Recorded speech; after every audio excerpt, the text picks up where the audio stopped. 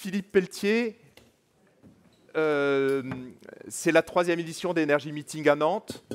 Vous étiez présent aux 2 précédentes.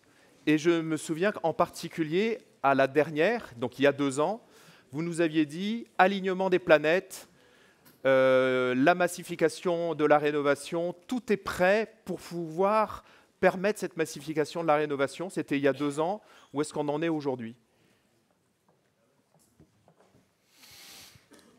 Je n'ai pas tout à fait cette mémoire-là. Mais on va retrouver les films. Parce que j'ai passé mon temps à dire la massification, c'est-à-dire l'aide donnée à la demande pour arriver à booster les rénovations énergétiques, elle suppose de ne pas se rater, c'est-à-dire d'avoir en face une offre disponible sur l'ensemble du territoire et du bon niveau de performance. Par exemple, l'idée de booster les rénovations globales des maisons individuelles en territoire rural ou périurbain, et il y en a plein dans l'Ouest, ça suppose d'avoir en face un groupement temporaire ou momentané d'entreprises, donc d'artisans, pour assurer le niveau de performance globale qu'on attend. Et je sais, pour le vivre au jour le jour avec la CAPEB, que ce n'est pas facile de monter aujourd'hui, dans l'état de la législation, un groupement temporaire.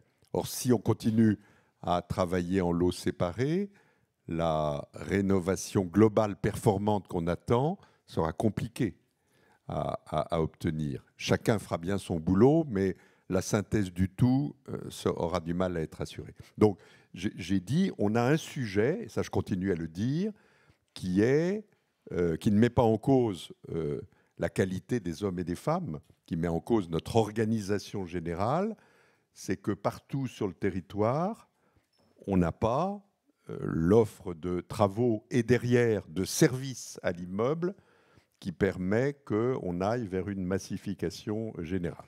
Ça, c'est le premier point. Alors maintenant, deuxième point, plus optimiste, moi je trouve que les choses avancent.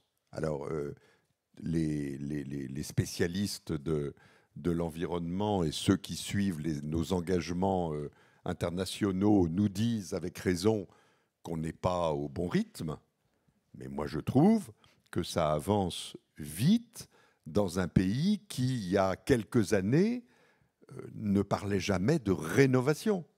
Hein ? Est-ce que ce transfert du neuf vers la rénovation, c'est un peu symbolique, hein, déjà depuis 2 éditions, Energy Meeting démarre la journée par la rénovation et termine par le neuf. Peut-être qu'un jour, on aura un Energy Meeting entièrement consacré à la rénovation.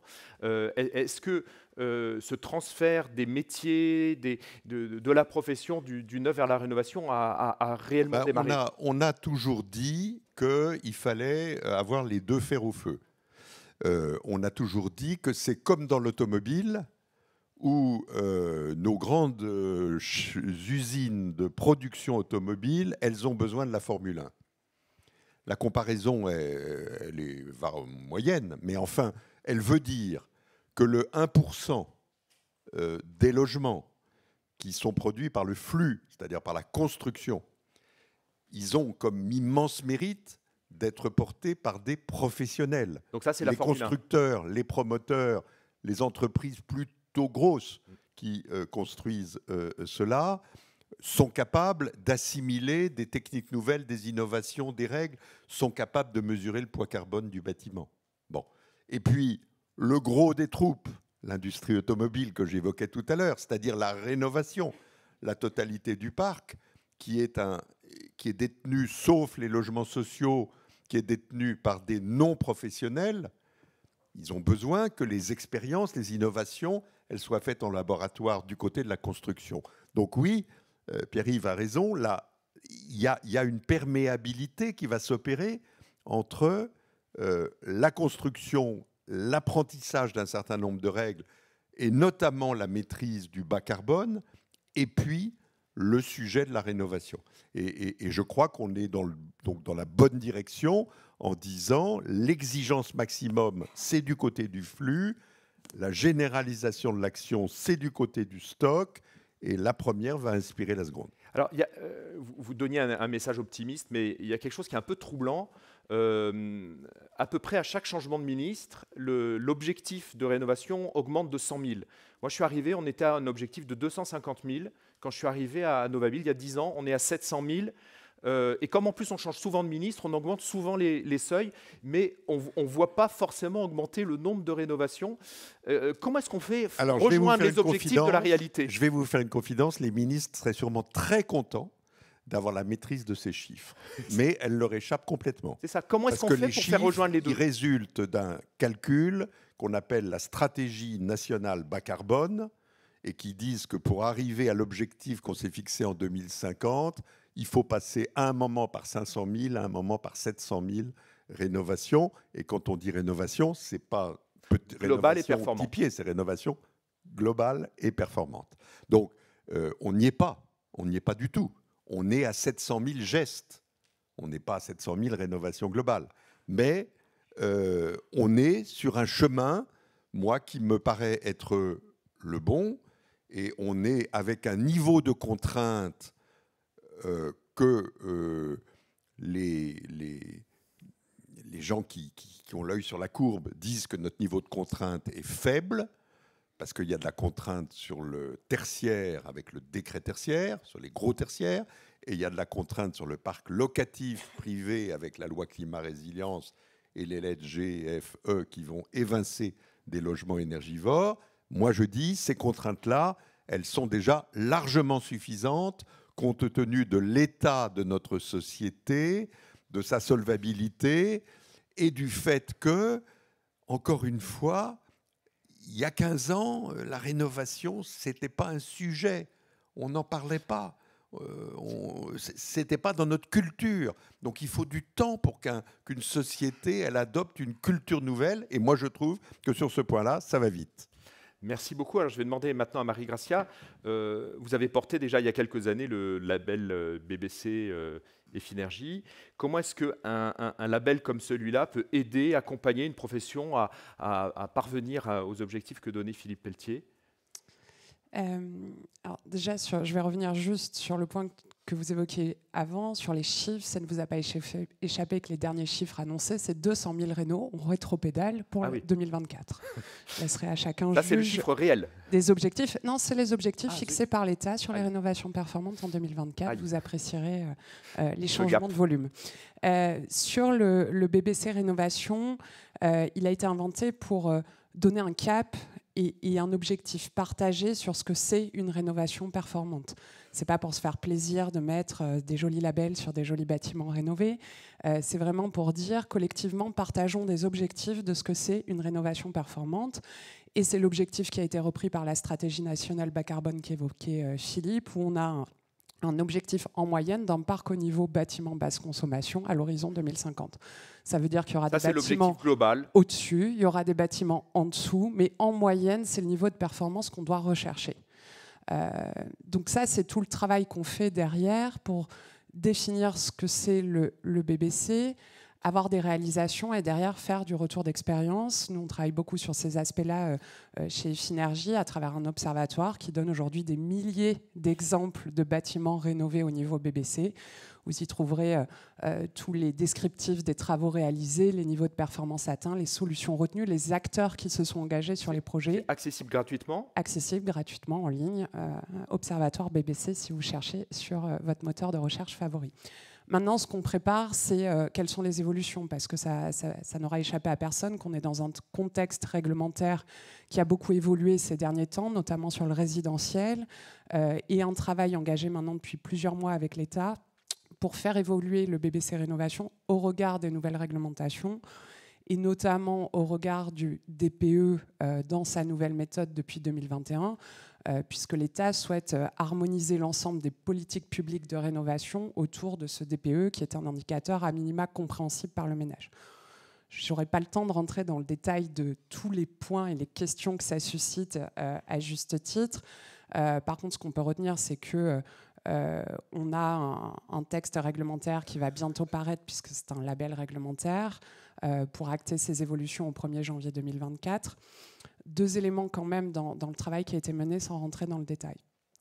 La méthode DPE, c'est un outil, mais ce n'est pas suffisant pour assurer la performance des projets qui vont sortir. C'est-à-dire que là où la loi a fixé une définition législative de la rénovation performante en disant étiquette A et B du DPE, c'est si on part d'une passoire. Nous, on a travaillé à sécuriser cette performance. Parce que juste de se dire étiquette A et B du DPE, c'est bien joli, mais on a encore des ménages qui n'arrivent pas derrière à vivre convenablement dans les logements qui peuvent avoir ces performances. Donc il y a tout cet enjeu de sécuriser la rénovation avec des exigences techniques, mais aussi en accompagnant les ménages, en allant vérifier l'atteinte des objectifs derrière. Et deuxième nouveauté sur laquelle on a travaillé, c'est comment on peut faire ces rénovations performantes par étapes. On l'évoquait, aujourd'hui on fait beaucoup de rénovations par geste. Quand on additionne plein de gestes, ça ne fait pas une rénovation performante pour autant. Donc c'est comment on planifie ces rénovations par étapes, combien d'étapes maximum, quels sont les travaux prioritaires et impératifs à traiter sur la première étape, comment on prépare les interfaces entre les différents lots de travaux et entre les étapes pour à terme espérer atteindre cette rénovation performante dans son ensemble. Et ça, ce sont des choses sur lesquelles on a beaucoup à progresser si on veut viser notre objectif 2050. On entend aussi parler de rénovation qualitative, sous-entendu de choix de matériaux. Tout à l'heure, on parlait d'essayer de faire rejoindre les législations du neuf et de la rénovation, donc en fait de choix de matériaux qui eux-mêmes peuvent être bas carbone. Est-ce que ça, vous arrivez, vous, avec des labels Effinergie, à orienter, à permettre à des gens de rentrer dans des démarches, on va dire, plus qualitatives ? Alors, aujourd'hui, sur le choix des matériaux en tant que tel, il n'y a pas d'exigence posée là-dessus, parce qu'on a plutôt une logique de laisser le champ ouvert des possibilités, des solutions, en se disant que chaque projet peut appeler et doit appeler des réponses spécifiques. Mais pour autant, on travaille avec un certain nombre d'acteurs et c'est des questions qui se posent. Par contre, il y a effectivement cette qualité des travaux qui va se faire par le choix des bonnes solutions pour le bon projet. On a évoqué un petit peu tout à l'heure les ABF, les contraintes patrimoniales. C'est un vrai sujet. Pour autant, quand on arrive à embarquer le bon écosystème d'acteurs, on peut faire des rénovations performantes à très bon niveau sur des bâtiments patrimoniaux. On a mené une expérimentation. On a un des bâtiments du château de Versailles qui atteint un niveau quasiment BBC. Ça vous donne une idée de le type de rénovation sur des bâtiments très protégés qu'on peut faire. Là, on va se poser la question effectivement des matériaux, lesquels on va utiliser, comment, etc. Et je pense qu'on a collectivement à avancer sur ces questions-là. Mais le sujet carbone, il repose sur les matériaux et on a nécessairement un effort à faire. Mais retenons aussi que quand on fait au niveau énergétique de gros efforts et qu'on va très loin sur la performance énergétique, nécessairement l'impact carbone est diminué en exploitation. Et juste avant de passer la parole à Nantes Métropole, une question sur le réemploi. Il y a une sorte de logique ou une intuition en se disant la rénovation est mariée logiquement à l'utilisation du réemploi, parce qu'à un moment, on va déposer des matériaux et qu'il faut falloir réutiliser. Dans l'idéal, même dans le même site, on dépose et on réemploie autrement. Est-ce que ça, il y a des outils qui peuvent aider à commencer à s'entraîner sur ce genre de choses ? Alors, je pense que personne à côté de moi en parlera beaucoup mieux que nous. Nous, chez Effinergie, on travaille assez peu sur ces questions de réemploi, même si on est en train de les aborder, mais plutôt par le biais de la construction neuve. Donc, je ne vais pas développer ici pour ne pas mélanger les genres. Mais effectivement, on est dans, je pense, l'importance d'un écosystème local et du développement de solutions à l'échelle d'un territoire. Ces questions de réemploi, elles nécessitent d'avoir, à l'échelle du territoire, un collectif d'acteurs qui va se monter autour de ces sujets, des plateformes, etc. Et je pense qu'on va en parler, et d'embarquer les questions assurantielles qui sont de moins en moins un frein, mais qui restent aujourd'hui encore des questions en suspens derrière. Alors, Soumaya Bahiré, vous êtes à la tête d'un bassin d'emploi, un bassin de vie. Et donc, qu'est-ce que Nantes Métropole, et je pense que c'est transposable pour toutes les métropoles, qu'est-ce que Nantes Métropole peut faire pour agir, pour développer le réemploi ? Alors c'est vrai qu'à Nantes Métropole, on a choisi d'aborder cette question du bas carbone aussi sous l'angle de l'économie circulaire, avec un changement de modèle, sortir d'un modèle linéaire pour aller vers un modèle circulaire. Et donc à ce titre, en fait, la métropole, elle est intéressée j'allais dire de deux manières. D'une part, c'est comment aussi en tant que maître d'ouvrage, parce que la collectivité, elle construit, elle rénove, comment on assure aussi le sourcing des entreprises et comment on trouve une ressource exploitable localement. Et puis la deuxième porte d'entrée, c'est comment on accompagne en fait nos entreprises, nos acteurs économiques à changer de modèle, à modifier leurs pratiques, à réduire leurs déchets, à faire en sorte que ces déchets deviennent des ressources, et puis aussi comment on favorise le développement d'un écosystème local pour créer de l'emploi, pour créer de l'activité localement, et donc réussir à avoir une certaine autonomie. Est-ce qu'on peut évoquer par exemple le Grand T qui est un théâtre tous les Nantais, à un moment ou à un autre, ont été dans cette salle de spectacle qui est en chantier depuis 2-3 ans maintenant, et où le réemploi fait partie du projet. Donc on a un projet de réhabilitation plus que de rénovation assez important, avec le réemploi à la clé. Est-ce que vous pouvez nous dire un petit peu ? Le Grand T, on est sur un équipement qui appartient au département. Néanmoins, la métropole a participé à cette expérience en finançant en 2019 une expérience sur 3 ans avec une structure locale d'insertion pour justement travailler sur les modèles de déconstruction sélective, définir les modalités, définir les process, identifier les leviers ou les points de blocage. Et c'est vrai que le Grand T a été un chantier, d'expérimentation pratique de toute cette réflexion menée par une structure d'insertion économique, cofinancée. Du coup, c'est une expérimentation qui a été cofinancée par Nantes Métropole et par l'ADEME. Et c'est vrai que sur ces projets structurants, il y a besoin de réunir les partenaires pour là aussi avoir un soutien important. Donc aujourd'hui, Nantes Métropole, les retours qu'on a de cette expérimentation, c'est que la déconstruction sélective est possible. Elle doit être intégrée en amont parce qu'elle fait partie aussi, du déroulé du chantier, qu'il y a besoin de compétences, et que ces compétences, ça suppose aussi des formations adaptées. On sait que c'est un levier d'emploi pour des personnes en situation de précarité économique, mais pas que. Et donc, c'est aussi au territoire de se mobiliser pour développer ces métiers nouveaux, ces compétences. La prochaine étape, beaucoup de professionnels qui sont dans le réemploi, Novabil notamment anime le collectif réemploi en Pays de la Loire, et on entend une petite musique là en disant mais il faut y aller, il faut monter une plateforme de réemploi qui regroupe les acteurs et des plateformes physiques sur les différents bassins. Est-ce que ça c'est quelque chose sur lesquels vous commencez à travailler ? C'est un projet sur lequel on travaille avec pas mal d'acteurs du territoire. Novabil en fait partie, et merci parce que ça permet derrière de mobiliser assez rapidement les professionnels. Au niveau de la métropole, en fait, il y a une étude de gisement. Donc une étude de gisement, c'est on analyse en fait les flux entrants, les flux sortants, et on regarde finalement quel est le métabolisme d'un territoire. On sait qu'aujourd'hui, il y a énormément de matière qui entre sur le territoire parce qu'on est un territoire attractif, un territoire en plein développement, croissance démographique. Je ne ferai pas la liste de toutes les opérations d'aménagement, mais on a besoin de ressources. Et en parallèle, en fait, on a aussi de la matière qui sort du territoire. Or, cette matière, en fait, elle peut être réemployée localement si on développe les outils. Et parmi les outils, effectivement, il y a cette fameuse plateforme physique de réemploi, réutilisation et recyclage des matériaux de construction. On travaille en partenariat avec un établissement d'enseignement supérieur, l'ICAM, qui apporte aussi son expertise dans la connaissance des matières.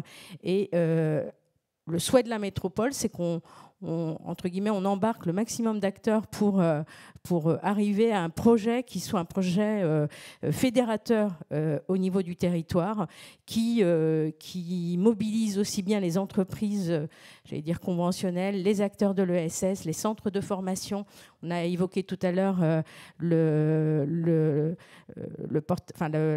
côté assurantiel. Donc, il faut aussi qu'on ait à nos côtés, en fait, tous ces professionnels du bâtiment pour pouvoir arriver à un projet fédérateur.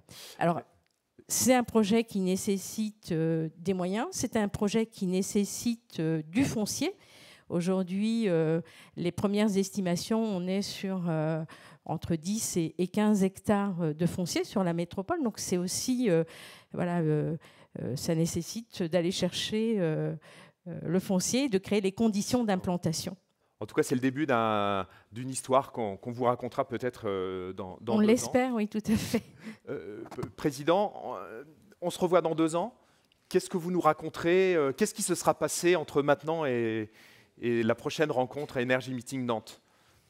Alors, premièrement, sur le sujet de la massification, on aura retenu l'idée que Marie a énoncée, qui est essayons d'éviter les rénovations par geste, essayons de ne pas nous focaliser sur les rénovations globales en une fois, parce que c'est compliqué, et privilégions ce que nous avions appelé il y a longtemps les bouquets de travaux, c'est-à-dire des gestes qu'on coordonne ensemble, 2 actions ou 3 actions qui s'approchent de la rénovation globale avec un peu moins d'ambition et qui sont plus fréquentables par l'offre de travaux aujourd'hui. Deuxièmement, sur le carbone, attendons d'avoir vu comment le neuf arrive à s'en sortir avec la mesure du poids carbone du bâtiment au cours de son cycle de vie. Pas simple. Hein. Ce sera en 2025, donc attendons de voir. Voilà, on aura atteint ce seuil-là. Attendons de voir cela. Moi, je suis très confiant dans le fait que ça va réussir. Accueillons avec intérêt les initiatives bas carbone, les matériaux biosourcés qui, ici ou là, sont mises en œuvre, les stratégies locales qui sont développées. C'est exactement ce qu'il faut faire, mais l'État n'a pas besoin d'être impératif sur le sujet parce qu'on a déjà 2 injonctions assez fortes. Je les ai évoquées tout à l'heure. Le tertiaire qui a besoin de faire sa rénovation dans un calendrier long, mais c'est un gros boulot. Et le parc locatif qui a besoin de sauver ses logements énergivores en leur supprimant ce caractère. Et puis, dernier point, sur l'économie circulaire et leur emploi, dans 2 ans, on vous dira sûrement qu'on commence à trouver le bon modèle économique pour que ça fonctionne, parce que c'est aussi ça la clé. Hein, qui paye qui gagne quoi? Bon, c'est ça le sujet. Et parce qu'on en a besoin, il n'y a pas de choix. Nous n'avons pas de choix. Nous n'allons pas continuer à évacuer n'importe où nos déchets de chantier. Il va falloir recycler. Donc, à partir du moment où on sait qu'il va falloir trouver des solutions, nous avons comme caractéristique dans notre pays d'avoir des idées. Merci beaucoup. Si vous voulez bien applaudir nos 3 intervenants.